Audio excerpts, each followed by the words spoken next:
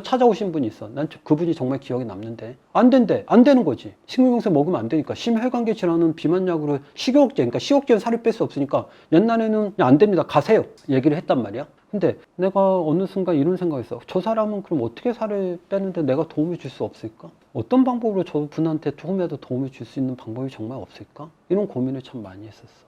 그래서 몇 년 전부터 그분한테 이런 대안을 제시한 게 뭐였냐면, 계속 반복되는 얘기야. 우리가 첫 유튜브 찍었을 때도 이 얘기를 해주는 핵심은 항상 얘기하지만 본인 자신들을 소중하게, 귀하게, 그리고 엄격하게, 역시 의사들도 엄격하게 지도교육을 하고, 우리가 자격증을 있는 이유는 계속 얘기하지만 설득을 하고 지도교육하고 올바른 제시하라고 있는 거지, 약을 처방하는 게 의사는 아니야. 항상 비유해 주잖아. 만약에 혈압약이고 당뇨약을 마음대로 조제를 먹고 쪼개 먹었을 때 어느 내과 의사, 어느 대학병원 교수들이 그에 대해서 지적 안 하고 웃으면서 약을 처방해 주는 의사가 있을까? 대하는 태도라고 봐. 환자들이 비만약을 대하는 태도, 또는 질병했을 때 대하는 태도는 달라. 그렇다면 비만은 뭐다? 질병으로 봐야 돼. 그렇게 접근을 해줘야 환자들이 엄숙하게, 엄격하게 약을 먹을 수가 있는 거야. 그래서 비만은 질병으로 인식을 시켜줘야 된다는 거지. 근데 이게 어렵다는 거야. 왜? 미용 쪽으로 살을 빼야 되는 사람이 있고 치료 목적으로 살 빼는 사람들이 혼합되다 보니 이게 참 어려운 거야. 대단히 어렵지. 두 번째는 우리가 또 질문 중에 보면은 가끔 이런 이야기를 해. 어떤 환자는 먹으면 되나요? 또 어떤 환자는 먹으면 안 되나요? 이런 질문을 많이 한단 말이지. 쉽게 해서 너무 많은 다양한 환자 오니까 뇌경색 환자, 심근경색 환자도 온단 말이야. 또는 뇌종양 환자들도 오고, 오늘도 암 환자가 왔단 말이야. 정신과 약 먹고 오는 사람들도 있어. 그러면 가장 많이 빈번한 건 사실은 정신과 약 먹는 분들이야. 그분들이 당연히 나는 당당하게 바래. 그걸 숨길 이유는 없잖아. 근데 정말 많이 정신과 약을 먹고 있어. 사실은 누구나 나는 정신과적인 약간의 공황장애, 강박증, 불안장애 없나? 나도 있어. 아니 나도 정신병자라고 얘기도 듣는데 뭐. 그럼 나도 정신질환이 있다고 보는 거지. 나도 있어. 어떤 질환? 환자를 대하는 데 있어서는 정확히 엄격히 해야 되는 강박증, 불안장애가 있단 말이야. 그럼 그들이 왔을 때 가끔 편하게 그냥 약 달라는 사람들도 있지만, 정신과 약을 병행했을 때 약을 먹어도 되냐고 질문을 또는 전화로 문의하는 경우도 있잖아. 그럼 내가 이런 얘기를 환자들한테 하지. 의사 중에 우선순위는 나는 없다고 보지만 나는 몸 건강보다는 더 중요한 건 정신 건강이라고 봐. 그럼 나는 무조건 나 다이어트 의사보다 더 윗사람은 정신과 의사야. 무슨 얘기를 하자면, 정신과 선생님이 이 약을 먹어도 되는지 반드시 확인을 해야라고 얘기해. 정신건강이 1번 아닐까? 그래서 정신과 선생님이 만약에 허락을 하지 않으면 이 약은 난 절대로 먹으면 안 된다고 주장해. 그게 답이야. 그래서 내가 그렇게 질문이 오면 이렇게 얘기를 하지. 나 우울증 약을 먹고 있어요. 공황장애 약을 먹고 있어요. 다이어트 약을 먹어도 되나? 선생님의 의견이 중요하다. 그럼 나는 이걸 책임을 전가하는 게 아니라, 나는 누가 결정을 해줘야 된다? 정신과 선생님이 결정을 해주셔야 돼. 정신과적으로 나는 정신건강이 더 1번이니까. 왜? 그게 더 살아가는데 중요하기 때문에. 그래서 정신과 선생님이 가능하다고 해. 그럼 나는 먹어도 된다고 주장해. 왜 그러냐면, 정신과 약을 먹는 다양한 환자들이 있지만 그 중에 일부분은 비만이라서 살이 안 빠져서 스트레스로 정신과 약을 먹는 사람들도 꽤 많아. 실제로 살이 안 빠져서. 근데 그런 경우에 그래도 정신과 선생님이 허락을 해주는 게 나는 맞다고 봐. 그 중에 그래서 이렇게 물어보라고 하면, 일반적으로 경험상, 통계상 보면 내 머릿속에서는 한 60에서 80%는 가능하다고 하시더라고. 근데 한 20, 30%는 안 돼. 그러면 종종 내가 물어보고 오라고 하거든. 근데 거기서 먹지 말라고 했는데 다시 전화가 와. 선생님은 먹어도 되냐고 하면 나는 이렇게 얘기해. 안 돼. 절대 안 돼. 두 번째 케이스는 심혈관계 질환자인 것 같아. 아까도 했지만 심근경색, 또는 뇌출혈을 한번 경험이 있다. 한번 쓰러졌었다. 또 혈관 질환이 있는데, 또는 부정맥, 이런 환자들이 혹시 약을 먹어도 되냐고 나한테 종종 많이 물어본단 말이야. 그러면 나는 이렇게 생각하지. 내가 판단이 안 쓰잖아. 물론 내가 판단해서 먹으면 안 되는 분들이 있어. 부정맥 먹는 환자는 비만약 먹으면 안 돼. 내가 판단해서 안 되는 환자가 있다고. 근데 애매한 경우가 있다고.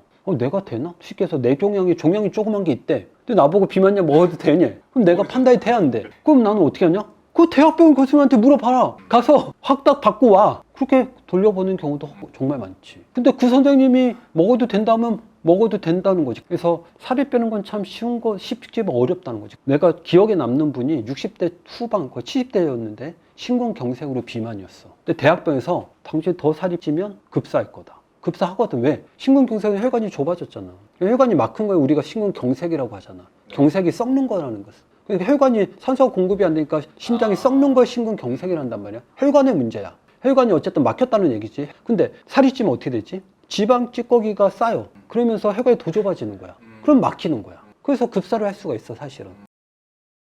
그래서 찾아오신 분이 있어. 난 그분이 정말 기억에 남는데 안 된대. 안 되는 거지. 심근경색 먹으면 안 되니까. 심혈관계 질환은 비만약으로 식욕제, 그러니까 식욕제는 살을 뺄 수 없으니까 옛날에는 안 됩니다, 가세요, 얘기를 했단 말이야. 근데 내가 어느 순간 이런 생각했어. 저 사람은 그럼 어떻게 살을 빼는데 내가 도움을 줄 수 없을까? 어떤 방법으로 저 분한테 조금이라도 도움을 줄 수 있는 방법이 정말 없을까? 이런 고민을 참 많이 했었어. 그래서 몇 년 전부터 그분들한테 이런 대안을 제시한 게 뭐였냐면, 그게 바로 우리가 얘기하는 슬림약, 지방흡수 억제제. 그러니까 식욕제제, 향정신성 식욕억제제를 못 먹는 군이 있다고. 아까도 했지만 심혈관계 질환자들, 극단적으로는 미성년자들 먹으면 안 되는 거지.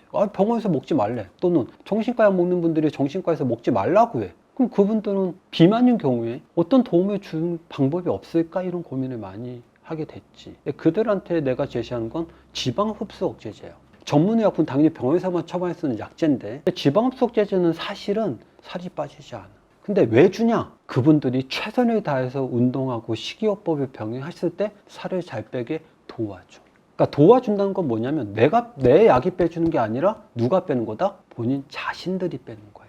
그러니까 운동하고 식이요법 빼는 게 맞지? 근데 그들도 다 알아. 근데 그게 안 돼서 찾아왔단 말이야. 그럼 그들은 도대체 어떻게 살을 빼야 될 것이냐는 고민을 하는 거지. 그랬을 때 내가 그들한테 조금이라도 내가 빼는 건 아니지만 도움을 줄 수 있는 방법이 바로 의학적인 성분을 올리스타트라는 지방흡수제제라는 거지. 물론 이 약은 단점 방금도 했지만 살이 안 빠져. 잘 안 빠져. 만약에 아까도 했지만 비만인 사람은 30kg, 20kg 빼야 되는데 안 빠져. 그래도 설득을 하는 거지. 어떻게 해라? 살을 뺄 수 있다. 어떻게? 본인이 운동하고 식이요법을 병행했을 때 대단히 살을 잘 빼게 도와준다. 근데 그때 목표가 몇 킬로다? 한 달에 2kg. 그래서 그 2kg로 했는데 그분이 8개월 만에 15kg를 뺐어. 매달 와서. 그래서 내가 그분한테 올 때마다 뭐라고 하냐면, 내가 빼는 게 아니잖아. 항상 내가 해준 건 뭐다? 잘하고 있다. 잘하고 있다. 계속 격려, 칭찬. 그러면서 그분한테 얘기를 해주지. 본인 자신한테 칭찬해 주세요. 격려해 주세요. 왜? 누가 빼고 있는 거다? 자신이.